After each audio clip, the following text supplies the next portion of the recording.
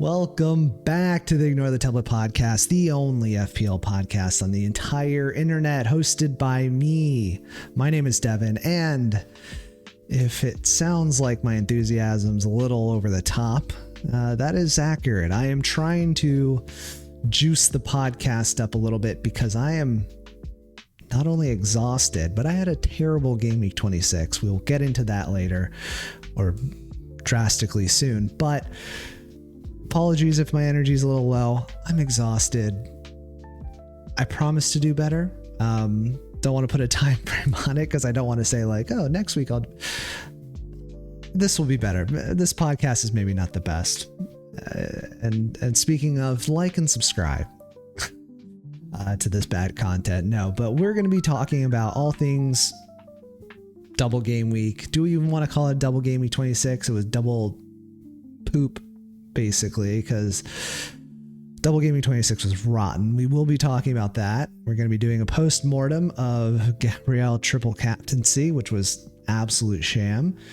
And we're going to start projecting and planning for game week 27 and beyond. We have to focus on that blank game week 31, that pesky blank game week 31. So that will be on my mind. We've got other things as well. So if you are interested, stay tuned for the full podcast. There will be chapter markers, so skip ahead if you're feeling a little lethargic, as I may seem. So first things first, let's just get it out of the way. I played my triple captaincy chip and I still managed to get a red arrow, and it was a rotten one too, because on paper, I think looking at my players, it was set up for a pretty good green arrow, optimistically. Although I think I did say I was bound for a red arrow just because I can only get one green arrow at a time, which is sound. Logically, it happened. So that is true. Let's just run through how the team did. Differentials didn't help me at all. So my biggest differential was Gabriel. He got 7 points. And if you remember last podcast where we went through his projected point total for this game week, which would be doubling his points and yada yada, he was projected to get about 15 points. He got 7. He got half of what he was projected to get across the two matches. And if you look at his average points per match, he's at about 7. So it was basically like throwing a triple captaincy chip on one random single game week for Gabriel. That's the equivalent of what happened.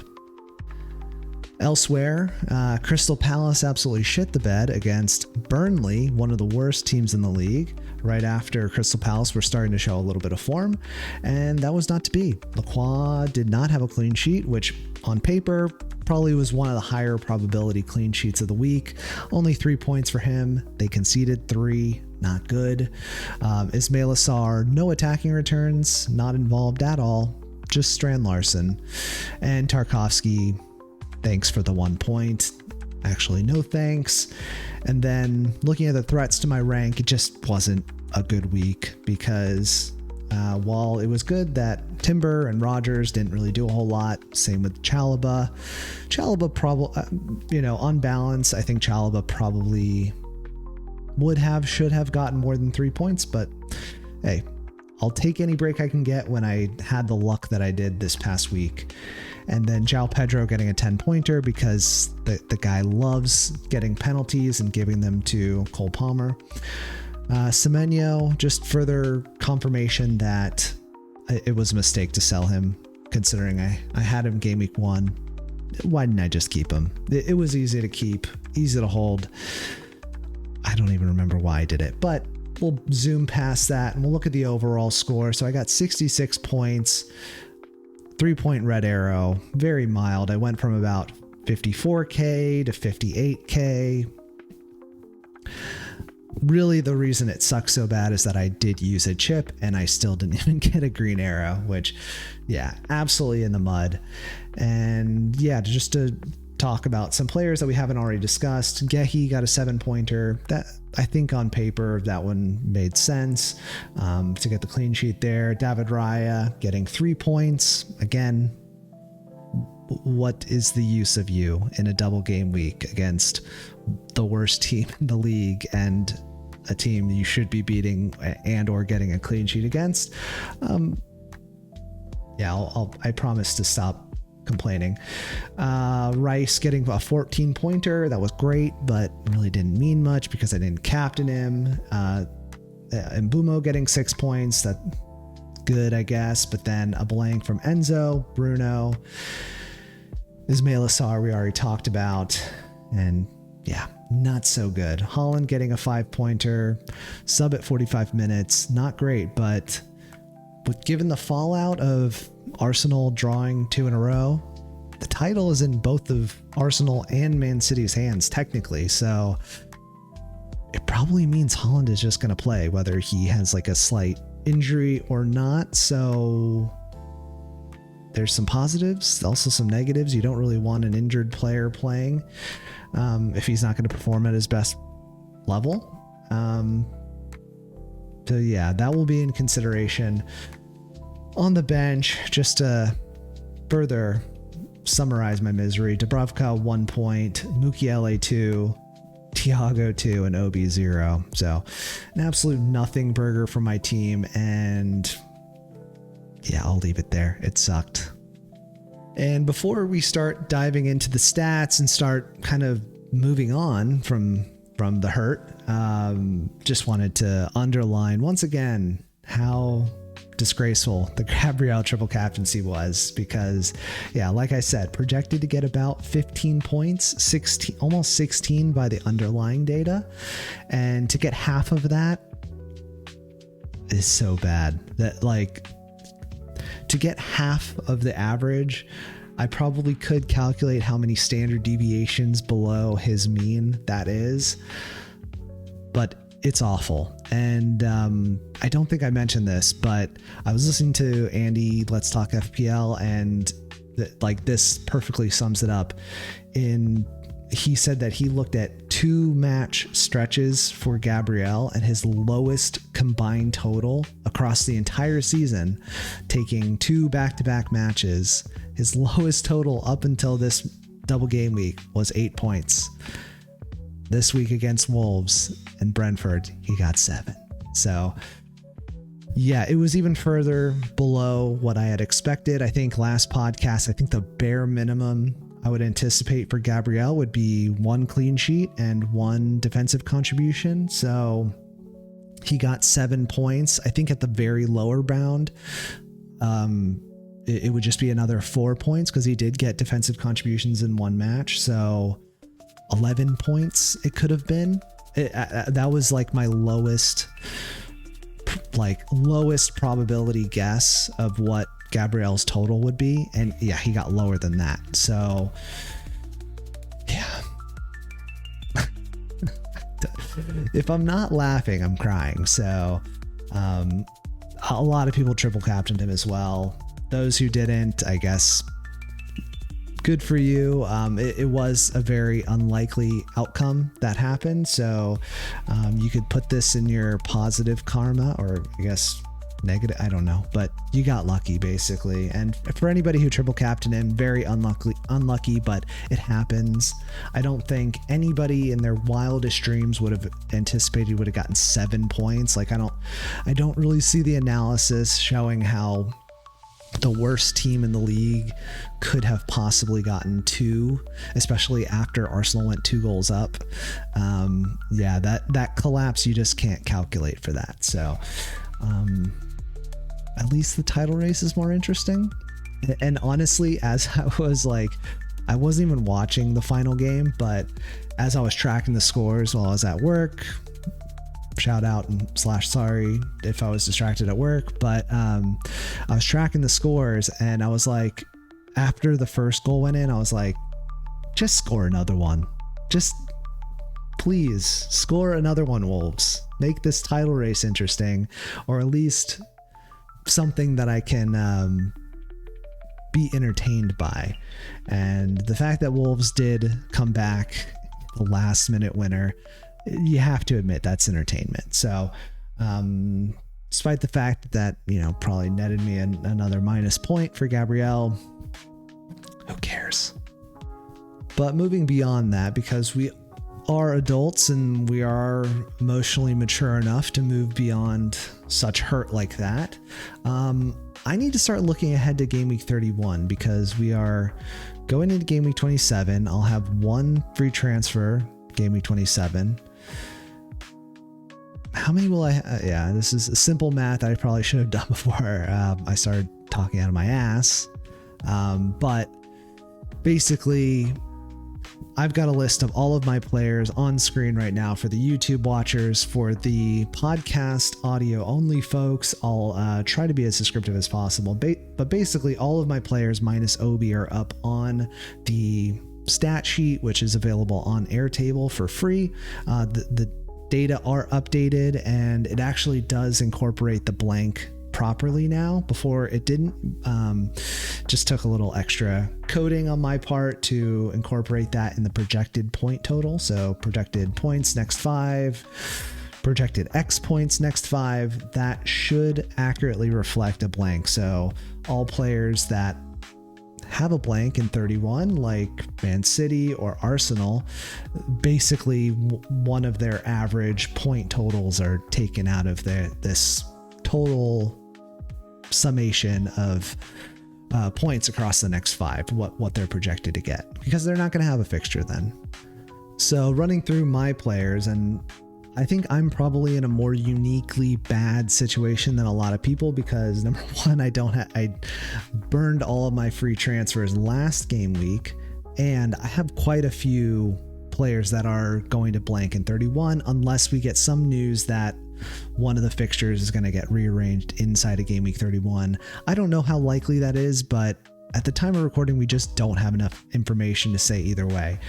So while we may get some extra fixtures, and while this may look a little bit better for me and I might have to use fewer transfers, I kind of have to plan for the worst case scenario. And right now, that means 8 players blanking in Game Week 31, not sustainable. If I want to get through Game Week 31 and using transfers by getting to get through that, and then use my wild card in Game Week 32, which is the tentative plan, then I need to move 5 players on.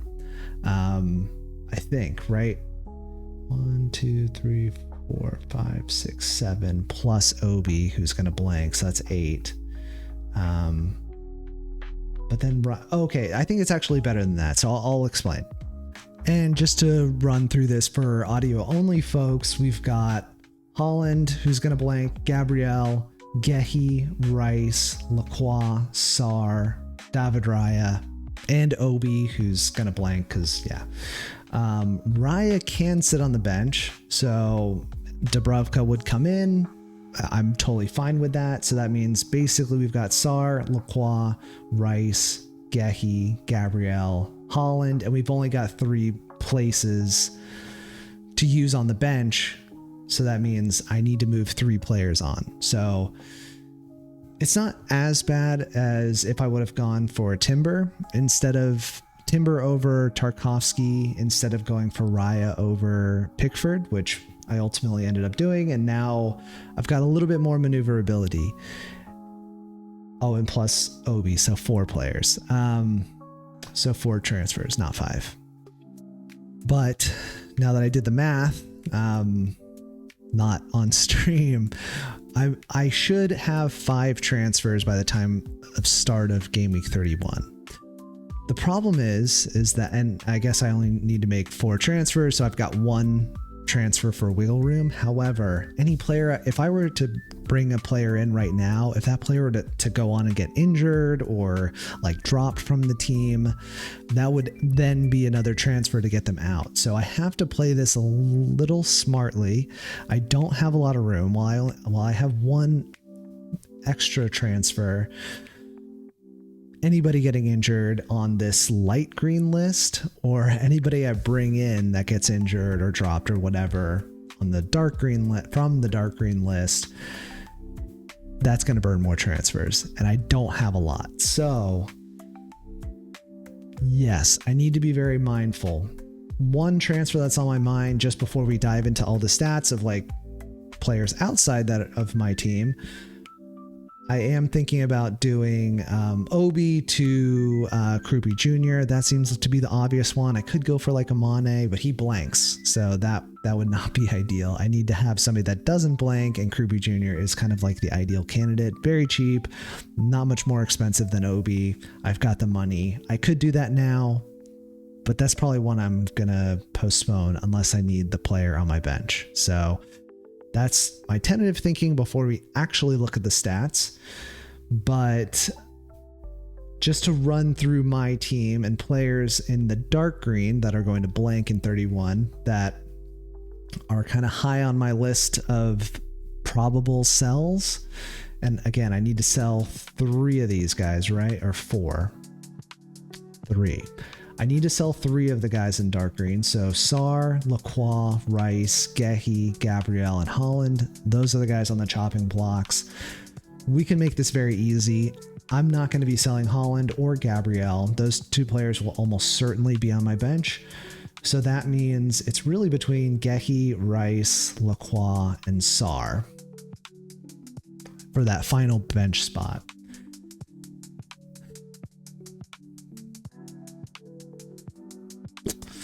God, this is actually a little bit more difficult than I would have thought.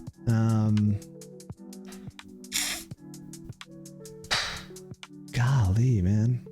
I guess Gehi is probably the right choice because he's nailed for City, but also I got him when he was 4.5 or maybe 4.6. I got on Gehi very early, and he's now risen in price much more than any other player for me in this list. So if I wanted to get Gehi back, it would cost me more. And while money isn't necessarily tight, it's good to be mindful of it. So I guess that probably does mean that I will be selling Rice, Lacroix, and Sar at some point between now and game week 31. Those are going to be the guys to go. Sar and Lacroix I definitely want for the next fixture. They play Wolves at home, although Arsenal just played Wolves not at home, but yeah, maybe that fixture's not as good. Anyways, I'm not going to be moving any of these guys out. Likelihood of everything is that I'm probably just going to roll this week and maybe even next week. I haven't planned it out to that degree, but let's take a look at some of the players outside of my team just to get kind of a reference for potential transfer that I may be looking at moving forward. Okay, so if we are sorting by projected points based on the underlying data, which again it's not a perfect measure, but we are estimating how many points they may get based on weighted by their fixture difficulty rating. So easier fixtures, you would expect they might get more points, and more difficult fixtures, you would expect them to get fewer points. So at the top of the list for projected points across the next 5, despite the blank, is Erling Haaland with almost 31. And considering I'm going to bench him, you could probably add more points for whoever is going to be on the bench replacing him in that fixture. So really it's more than that. But for Erling Haaland, if I were to play him in 31, he ain't getting any points. So unless they rearrange something, but yeah, Haaland's top of the list. Bruno is number 2. Surprisingly, Senesi is number 3. Do I have something like filtered or something? Like, how is Senesi number 2? They must have very easy fixtures. Their fixture difficulty rating is 3, so they have the 3rd best fixtures across the entire league. Bournemouth do. So that is definitely going to increase his projected points, and he doesn't blank. But man, that's high. I guess by the underlying data, he should be getting about 5.25, 5.24 to be exact, and he's only getting 4.24. So he's getting 1 fewer than his anticipated, or underlying data suggests. But still, that's actually that's pretty damn good, honestly. If I were to get, like 4.25 points every single match from now until, I guess 31 or whenever the 5th game is, I would take that for sure. And after Senesi, we've got Mohamed Salah third on the list, and Liverpool have the second best fixtures across the entire league, and it looks like Fulham have the best. So that's interesting. I really haven't looked at the fixtures, but this is based on expected goal difference. So teams that have high expected goal differential, they're going to be near the top of the difficulty, and ones with the most negative expected goal difference, they're going to be the easiest teams to play. So yeah, Bournemouth third, Liverpool second, Fulham first. So that will give some context and explain why some of these players are a little bit higher on the projected point total. But after Senesi, we got Salah, then Thiago, then Ekitike. Yeah, based on those good fixtures. Then Enzo, then Virgil van Dijk fixtures. Then Gabriel, just because he's so damn good. Kanate, Wirtz, Anderson, the Fulham version. Cole Palmer, that's a discussion point. Cody Gakpo, Tete, Fulham defender fixtures. Ryan, fixtures. I don't have this sorted, or I don't have this filtered by matches played. I usually do that. I usually cap it at having played at least 10 matches. I didn't do that just because I forgot. But Ryan is, his underlying data are looking good. He's overperforming, so let's pump the brakes a little bit. Underlying data suggests he should have had about 4.5 points per match. Observed data, over 6 points per match. So he's overperforming by quite a bit, honestly. But it's a small sample size, so you would expect there to be a little bit more variance, which, happens. And after Ryan, we've got Chalobah, Collins, Tavernier, Szoboszlai, Ballard, Gehi, Mbumo, João Pedro, Vandenberg, Munoz, Truffert, Dango, Wilson, not that O'Reilly. This is the Brighton one that left. Shada, Bassi, Malik Tia, Calvert-Lewin, Lacroix. You get the picture. Yeah, I'm causing errors on my own screen because I don't need to go that further. But gut reaction, not that enticed by anybody, honestly. Mohamed Salah would be a great differential. He hasn't performed to his level. I think he's got nostalgia points for sure, and he's been playing decently. I mean, in terms of his underlying data and what points he was expected to get, he should have been getting about 5 points per match, but he's closer to 4.5, so he's underperforming by 0.5 point every single match across his 18 matches that he's played. Not good. And, Salah's not a player I would bet against. That would probably be the differential I go for over the differential I think a lot of people are going to be going for, Cole Palmer, who he has to be overperforming. So despite the fact that he has had a lot of injury issues, which would hurt his expected point total and his actual point total, because you're not getting the full minutes. So that means you're not being able to generate the chances. So yeah, because it's based on a per match instead of normalized per 90 minutes, let's say, for instance, he plays only 60 minutes a match. I'm not normalizing that across a full 90 minutes because I think let's just take the average that he gets instead of anticipating that he's going to magically get 90 minutes if he hasn't shown that he's about to get 90 minutes per match. So his point total, what I'm trying to say is his point total and an expected point total is based on what he does in a match, regardless of if he plays 90 minutes or 1 minute. So when he does play fewer than his average minutes per match or whatever, that's going to ding him on his point total and his expected point total as well. But we've seen recently that he's been able to accumulate penalties very easily.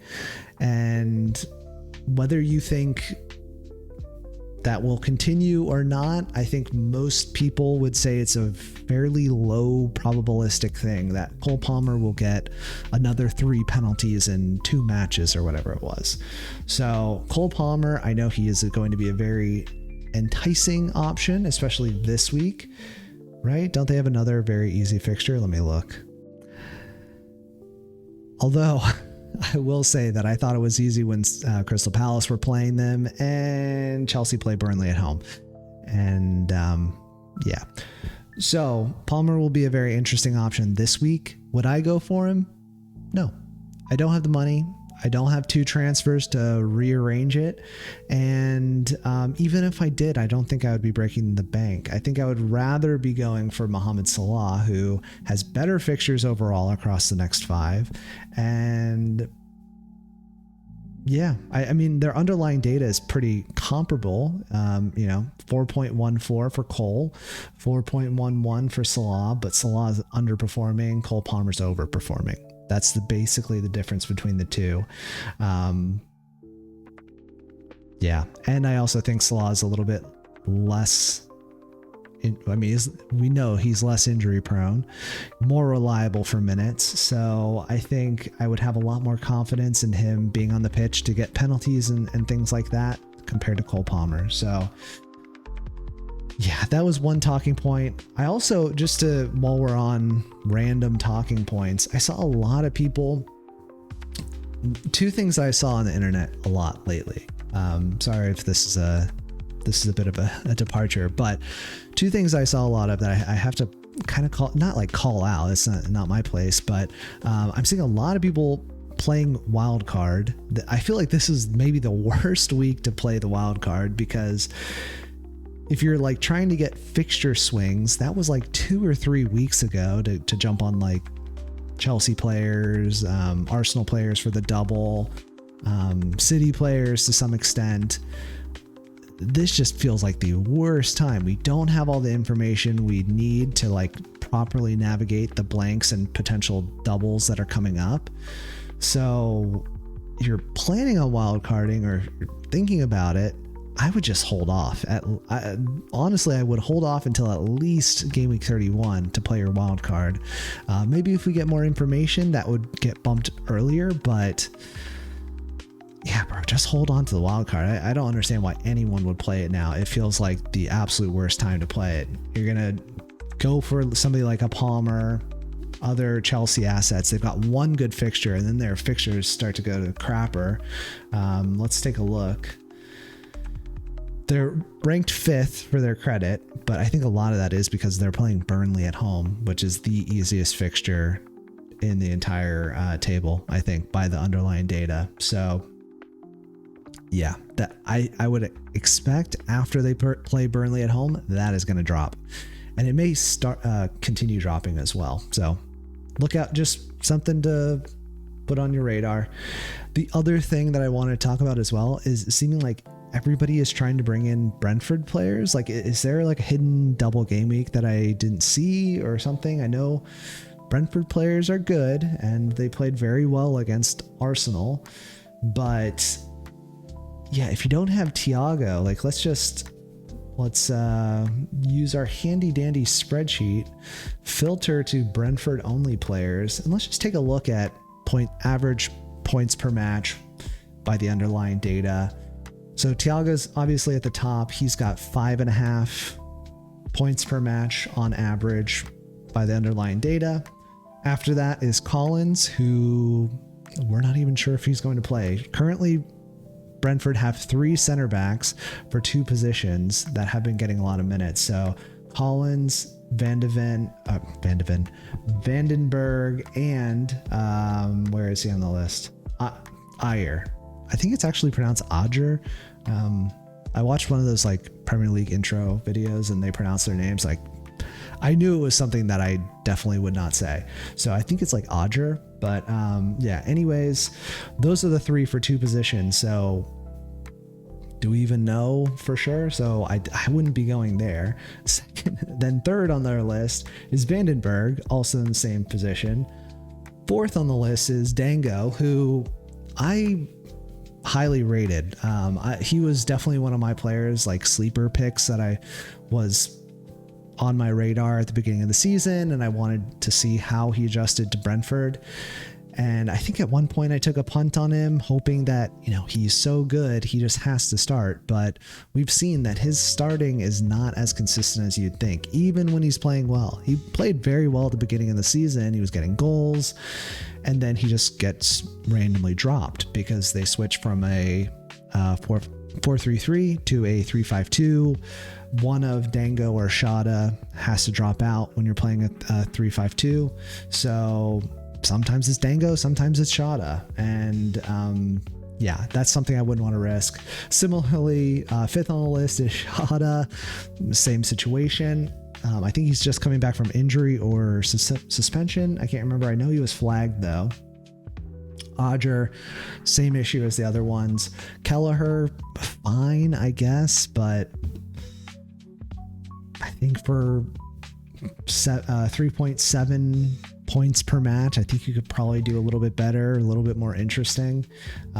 There's higher upside to some of the goalkeepers, although goalkeepers in general, there's just not a lot of difference between them. So that's kind of like a nothing pick. And then from there down, it's just like meh, honestly. I know Lewis Potter was getting his flowers when he had that one like crazy standout week, but he averages about, by the observed data, he averages about 3 points a match. By the underlying data, it's worse. I think it's inflated because he had that one match that was like, I think, didn't he get like a 18 pointer or maybe a 20 pointer or something stupid?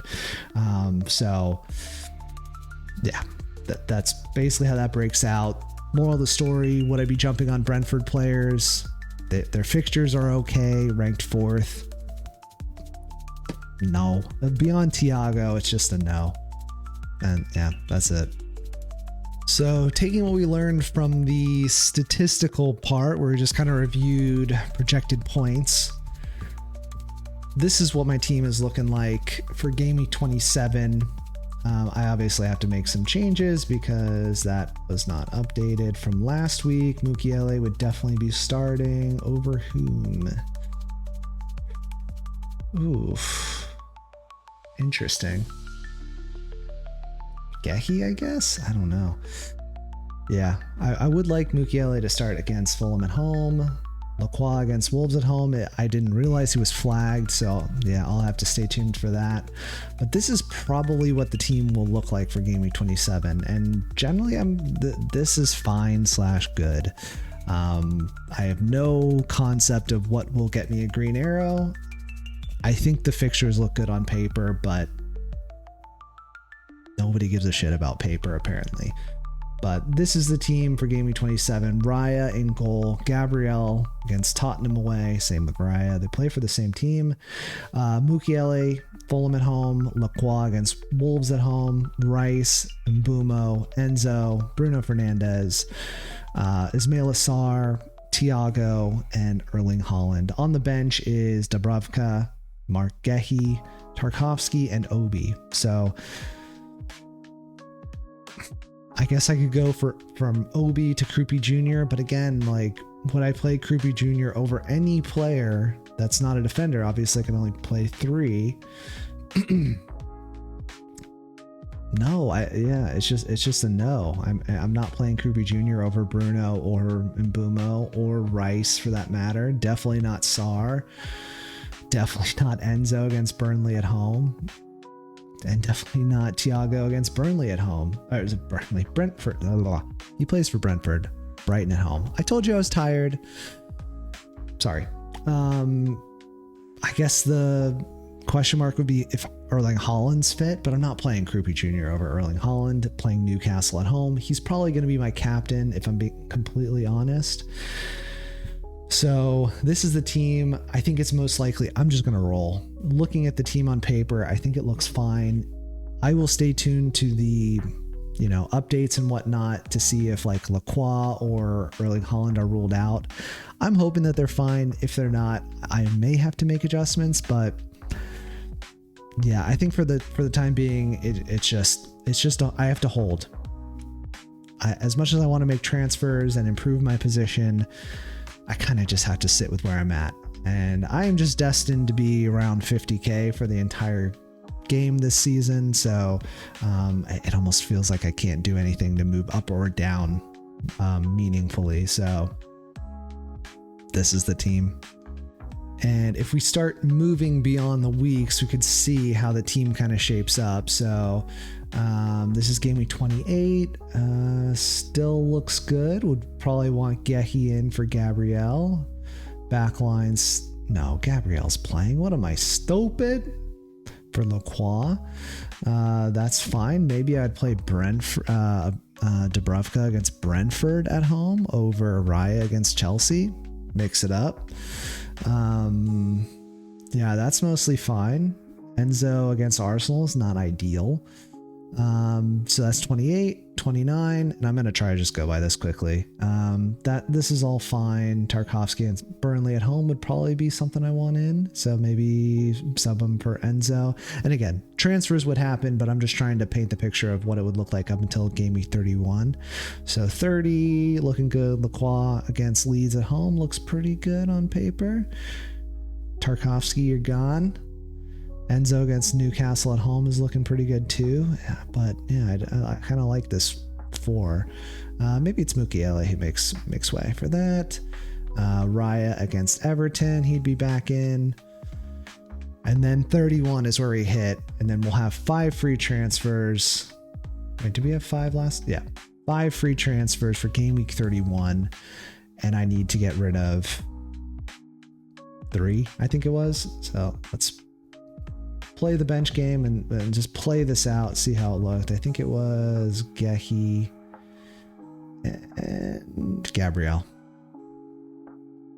So Lacroix, Sarr, Rice, you gotta go by 31. And I'm pretty happy with that. I think, yeah, Sarr's replaceable. He's cheap enough where I can swap to somebody else. Maybe Ryan's looking better and more consistent, getting matches. Lacroix, there's like every defender I could go for. It's just, I will echo some of my grievances that I had in previous podcasts, but there's just so much money going around. It kind of doesn't matter.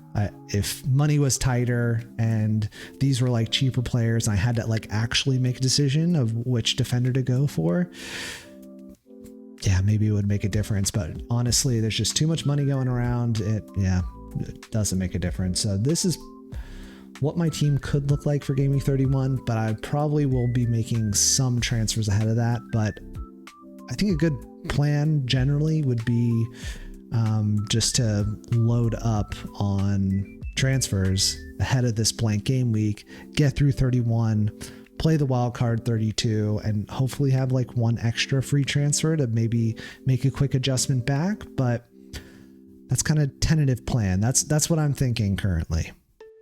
And I have no idea how long this podcast has been going on, because again, I'm using OBS, which it's very hard to track the amount of time. But this was my team for the free hit competition, where my free hit team goes up against the official FPL scout team.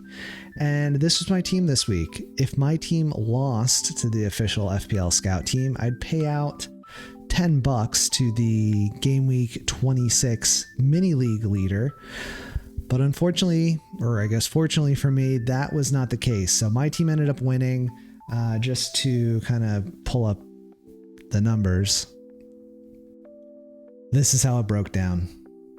Basically, it came down to I went for Jose Sa as a complete punt, and he got 13 points, which was pretty much the swing between my team and the official FPL scout team this week, because we had a lot of the same players. Just everyone did so poorly. So 70 points was my total on a double game week. That's miserable. The official FPL scout team got 64 points, I believe, unless double check my math there, but I think that's basically how it broke down. They had Donnarumma, they had Gabriel. I think this was Timber with 3 points. 1 point was Munoz. This is Declan Rice with the 14 pointer. And then I think they had Bruno, somebody else, 2 other people who blanked. Then they had Holland with 5. The 10-pointer was João Pedro, and the 4-pointer, I can't remember, but I tallied it. Trust me, I think I got it right this time. And yeah, unfortunately, the FPL scout team kind of sucks because I didn't have that great of a week, and I still ended up winning on like basically Jose Sa punt. So that's how it broke down. But let's look at the competition for Gameweek27, because I think that's hopefully a little bit more interesting. And without further ado, this is the team that the algorithm came up with. Now, just to explain kind of how I get here for anybody who may be new. So I run all of the stats that I produce through a optimization algorithm that optimizes the points per match, the projected points per match for the next fixture, just the one, and picks the best team according to making sure that they're within the budget and like 3 players per team, all the rules that would apply to FPL. So it basically just pumps out the best team, and this is what it gave us. So it's within budget, and it could have been cheaper on the bench, but yeah, it's certainly within the budget. Just to run through the team quickly, my voice is losing it, but Robin Roof's in goal, Gabriel, Senesi, Lacroix, Munoz, Chalaba, Cole Palmer, Enzo Fernandez, Bruno Fernandez, Ismail Assar, and Erling Haaland. So that is the optimized 11 for Gameweek27. Now, the reason I went with a 5-4-1 is I also, when I run the optimization algorithm across all of the different formations, I also test the average points that would accrue per formation, and then I just stack it up, and it said this week the 5-4-1 would be the most successful, so going with the 5-4-1. And I think on paper a lot of these picks make sense. So we've got Roofs against Fulham at home. Sunderland have been amazing at home defensively. Fulham have not been very good away, and they haven't been very good from an attacking stance, at least by the underlying data. I know they've probably overperformed based on like all of Wilson's bangers, but yeah, generally just not a high chance creating team. Senesi against West Ham away. Now, maybe this is not, I guess, like the greater context is that West Ham have been playing pretty well in the last few games, especially since Nuno has been taking over. So maybe that's a player that I would potentially drop, but again, on paper, I think it makes sense. Lacroix and Munoz against Wolves at home, good on paper. Then we've got 3 Chelsea players against Burnley at home, which is a given. So Chalaba, Palmer, Enzo, Bruno Fernandez. He's a very high points per game player playing against Everton, which they've been middling this season. Again, Sarr versus Wolves at home, you would expect, or at least hope, that he would get some sort of attacking return. Erling Haaland's Erling Haaland, and that's the team. I think it pretty much speaks for itself. Now, the real question is, do I want to make adjustments to this? And I think the only adjustment, if I were to make one, would be Senesi. But who would I go for? Would I go for Dan Ballard? I think that's actually a pretty good pick. That's sexy. Dan Ballard over Senesi. Double up on the Sunderland defense. Sorry if I'm bumping my mic. I'm contemplating. I think that's a good move. Is there a midfielder that I'm like totally missing out that I would have to have? Just not really. Yeah, I feel a lot better about Dan Ballard getting a clean sheet, defensive contributions, maybe even a goal, maybe an assist, maybe 3 bonus points. Yeah, I like this a lot better. So this is the free hit team that I'm going to be going with. So I will be for posterity. I'm going to be screenshotting this team, throwing it up on the Discord. If you want to chat it up on Discord, that link's in the description. Shout out. And this is the team that will be going up against the official FPL Scout team, which I think I have on one of these tabs. That's Gameweek 26. the flaws of streaming is becoming very clear. This is just on Reddit. Hopefully this doesn't get any copyright strikes for some random reason. Here's the scout team for GW27. So they're going with Donnarumma, Newcastle at home. Don't love it. I love Roofs more. They're going for Rodgers against Leeds at home. That's not bad. Semenyo, Newcastle at home. Those are good picks. Those are definitely good picks. João Pedro against Burnley at home. Oof. I would love to back the algorithm and the stats that I produce, but that team's looking pretty good, honestly. I cannot lie. Oh God. And they're captaining Cole Palmer. I think that would probably be my cap pick as well, although that was something I haven't really even thought of yet. Even just like Enzo instead of João Pedro. Do they have 3 Chelsea players?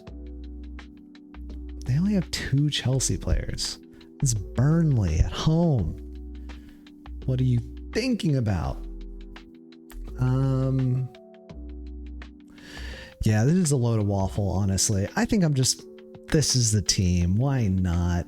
Go on, algorithm. You go get me some points or not. And then I incentivize to give the mini league leader some cash. So either which way, I think it's a win-win. So I'm going to go with this team, sticking with the algorithm for the most part, except for Dan Ballard. And,